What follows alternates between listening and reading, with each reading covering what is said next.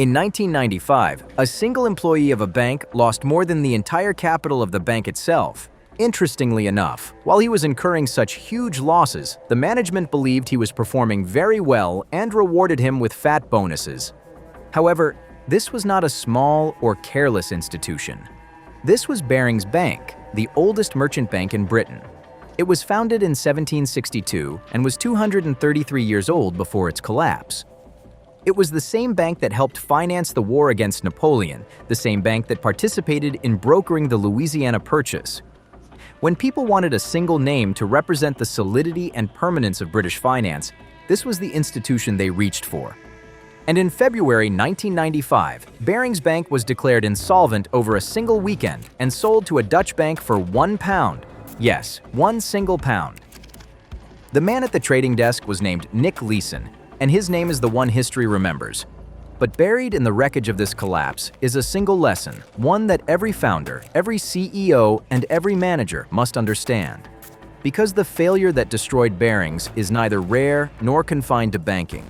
It is sitting right here, inside organizations that believe they are perfectly safe. Crisis talks have been going on all day at the Bank of England to work out a deal to save Britain's oldest merchant bank.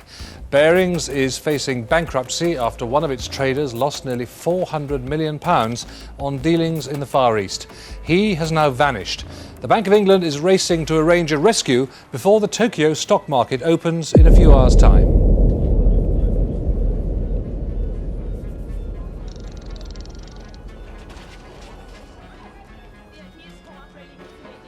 Nick Leeson did not come from the world of elite British finance. He was the son of a plasterer from Watford, north of London, with no university degree. He started his career in the mid-1980s at the age of 18 and worked his way up through the back offices of banks, which are basically the administrative departments that process and settle trades rather than make them. Leeson joined Barings Bank in 1989, initially as a backroom settlement clerk for futures and options. He understood the plumbing of how trades were recorded and reconciled, which is a less glamorous skill than trading, but, as it would turn out, a far more dangerous one to combine with the wrong responsibilities. Because of his strong performance, Leeson was promoted, and Barings sent him to Singapore in 1992 to help run the back-end operations of its small futures trading subsidiary on the Singapore International Monetary Exchange, known as SIMEX.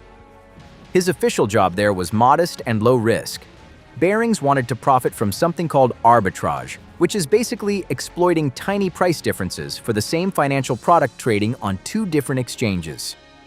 For example, if a futures contract on the Japanese Nikkei stock index was priced slightly lower in Singapore than in Osaka, a trader could buy in Singapore and sell in Osaka and pocket the small, near-riskless difference, after deducting the transaction costs. Done properly, arbitrage produces modest, steady profits with very little risk. Because the trader is never really betting on the market going up or down, he only bets on the gap between two prices that will quickly close. This was the work Leeson was authorized to do. However, it was not the work he actually did. Before we move on to what went wrong with Barings Bank, let's try to understand the specific control that the bank had failed to maintain, which is a principle so fundamental that it is taught in the first weeks of any accounting or auditing course, and that exists in some form in every well-run organization in the world. The principle is called segregation of duties, and it is very simple to state. The person who carries out a transaction must never be the same person who records and verifies that transaction. Basically, the duties of makers and checkers are segregated. The way a bank or a trading firm applies this concept is that it has two halves that are kept deliberately apart. The first is the trading floor or the front office, which comprises the traders, who are the people who actually buy and sell, take risks, and try to make money. The second is the back office, which is a separate department that sits behind them and handles the paperwork, including settling each trade, recording it, confirming the numbers are real, and checking that what the traders say they did is what actually happened. The two are kept separate on purpose, run by different people answering to different bosses. The traders take the risks, the back office independently keeps the score. As long as those two functions stay in different hands, no trader can simply invent their own results, because someone else is always checking the math. This is why, in a healthy bank, the back office is not treated as administrative busywork to be handed to whoever is available. It is the mechanism by which an institution sees the truth about its own activity. However, this concept was not followed by Barings Singapore. Although Leeson initially started as the head of back office, within few months of his arrival, he got his license to trade and started trading. And after his promotion in 1993, he was made in charge of the front office as well. And here is the first crucial detail of the collapse, which is visible in the organizational chart. The trader and the scorekeeper were now the same man. The person placing the bets was also the person who counted the winnings and reported them to London. Almost nobody at Barings recognized at the time that this would eventually result in a fatal catastrophe for the bank. We break down corporate collapses and structural failures like this into clear, understandable systems. Subscribe if you find this analysis useful.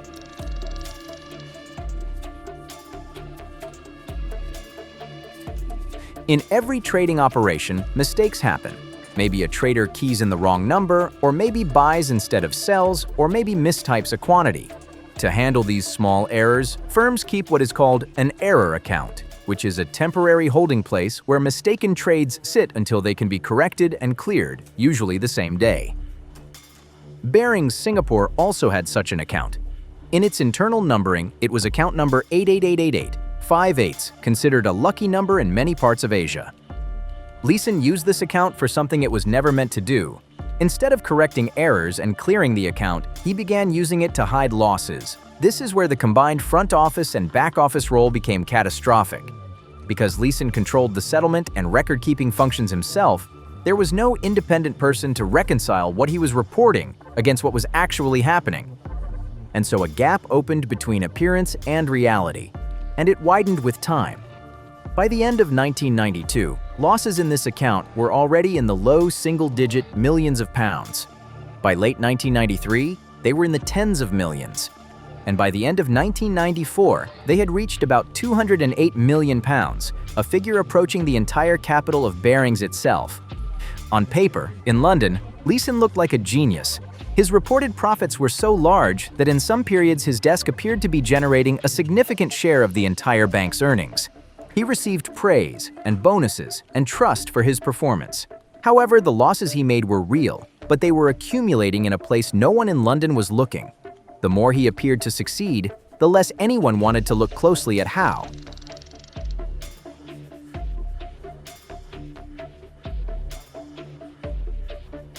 By late 1994 and into 1995, Leeson was no longer merely hiding losses.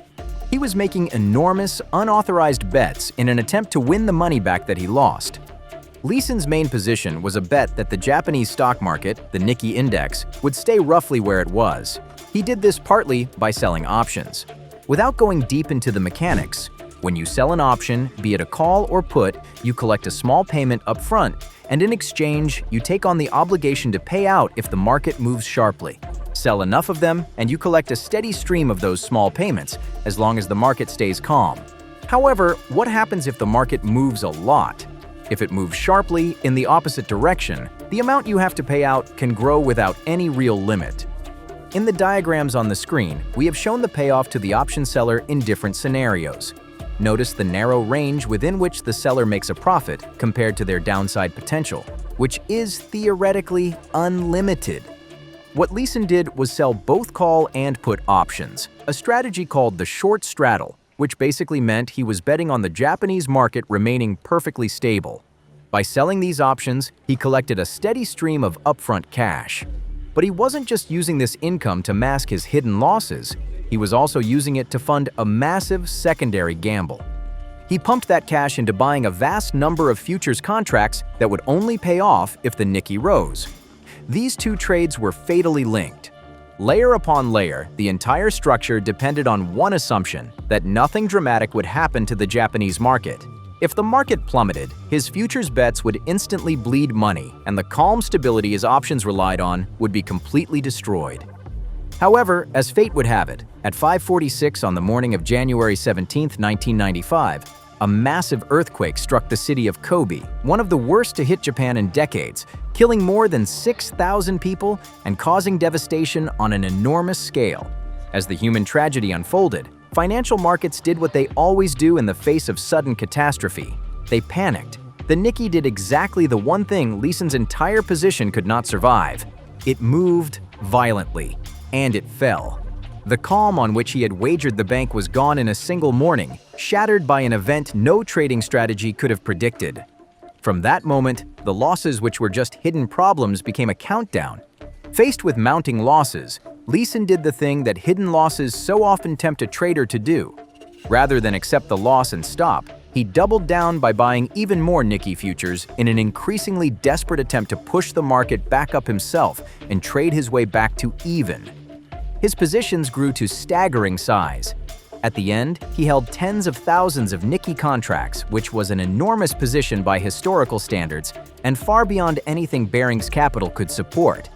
Each step deeper was only possible because the hidden account and his control of the back office let him keep the true scale invisible. A trader who had been subject to independent checks could never have built a position of that size unnoticed. Leeson could do so because there was no one to stop him but himself.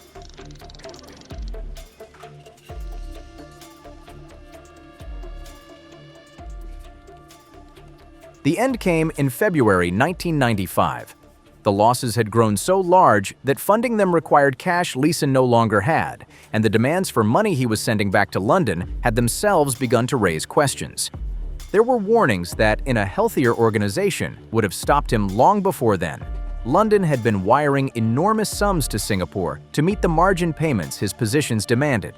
Hundreds of millions of pounds were sent without anyone forcefully questioning why a supposedly low-risk arbitrage operation needed so much cash. Remember the type of trades Leeson was supposed to carry out?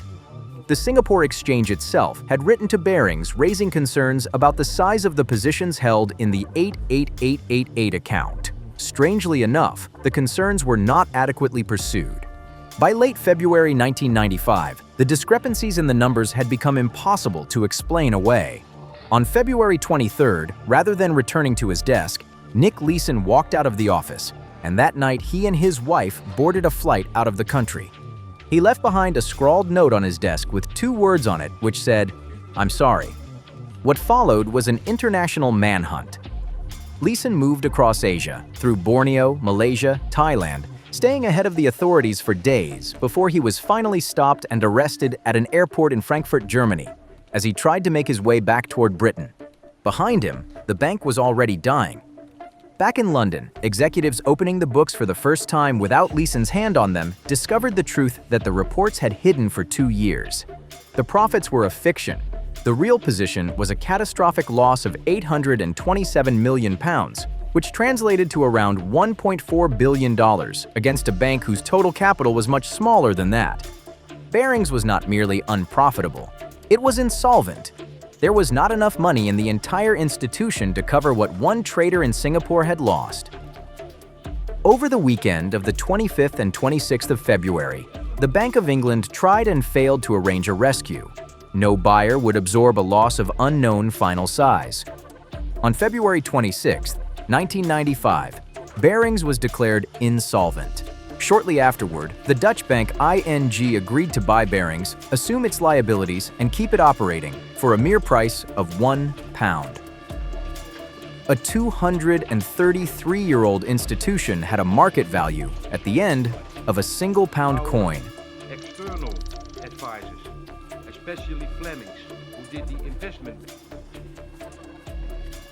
Now, some of those everybody knew about in 1995, but some of those arose from Barings. So the whole world learned a lot of lessons from Barings. Unfortunately, Barings cost. It is tempting to file Barings under the story of one extraordinary criminal, a uniquely reckless trader who fooled everyone around him. Leeson did commit fraud, and he went to prison for it. But the lesson learned from this incident is far deeper. Barings was not destroyed by the cleverness of Nick Leeson's deception. It was destroyed by the fact that his deception did not need to be clever because nothing stood in its way. The losses themselves were largely ordinary in their origin. A trader made bad bets, lost money, and could not admit it, something that happens in markets constantly. In a bank with functioning controls, those early losses in 1992 would have surfaced within days, while they were still small. However, at the center of what happened with Barings Bank lay a simple structural flaw, the very basic principle of segregation of duties. For every founder, CEO, or business student, Barings Bank gives a very strong reminder of what happens when basics of running a business are not applied, whatever the reason may be. As for Nick Leeson, he was extradited to Singapore, pleaded guilty to fraud and forgery, and in December 1995 was sentenced to 6.5 years in a Singapore prison. He served around 4 years and was released in 1999 for good behavior. While inside, he was diagnosed with colon cancer, which he survived. When he returned to Britain, a UK High Court order froze his assets and effectively required him to account for almost every pound he spent, while Barings liquidators pursued claims against him for years. The bank he brought down did not survive at all. After 233 years, Barings Bank simply ceased to exist.